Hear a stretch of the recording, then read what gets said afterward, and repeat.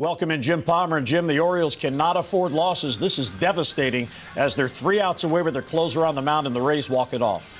Well, it's not only that. I mean, we talked all along about your starting pitching. Young pitcher Gosman gets the 3-1 lead, walks Sizemore, 2-strike pitch that Longoria has a good thing, and then throws a hanging splitter, 3-run home run. So you score enough runs to win.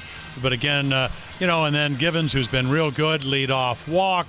And you get another run for the 5th run. And then how often does Britton get the ball up in the air? Got the ball up in the air to Geyer, got it up to Longoria. And then when he finally makes a good pitch, and to answer your question, I'm looking at the defense, and I said the last thing you want to have is a high chopper. Because it's turf, I think they didn't come in, which is something they've done a little bit better over the last 3 weeks. And when you hit that chopper on turf with Kiermaier's speed, that's why he beats it out. Jimmy, Givens comes in. I know he walked the first guy he went to. He ended up giving up that run for a hit. But outside of that, I thought he showed very well coming back with that 97-mile-an-hour fastball and striking out 2 hitters in a row with 2 in scoring position. Yeah, well, he's the least of your problems because, he got himself in trouble, did give up the 1 run, but got himself out. So, again, he did go to 97. He threw some strikes. He made some great pitches when he needed to. And I'm talking breaking balls and fastballs. That's Tim Beckett, who homered the other night. Couldn't even get the bat off his shoulder. I mean, kind of a half swing. So, Givens does his job. Obviously, he didn't want to walk anybody. I talked about how many times did I do that when it's not the thing you want to do. But again, came back, gave him the lead. And normally, let's give him credit. Geyer had been, 0 for 17, got a hit last night. He hits a high fastball, and he hits it to the hardest part of this ballpark to hit it out.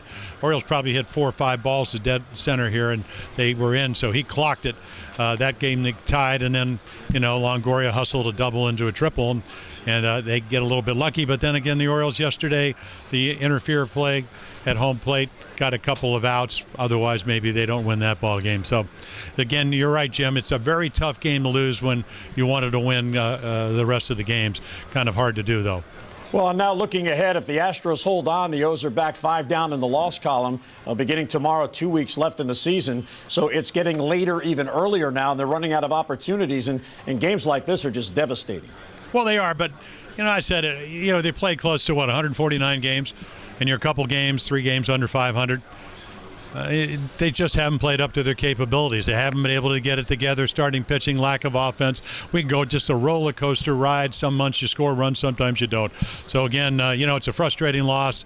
This club is pretty resilient. They got to get on a plane and go play a national team that, at least going into the day, had won 6 out of 7. Not an easy task.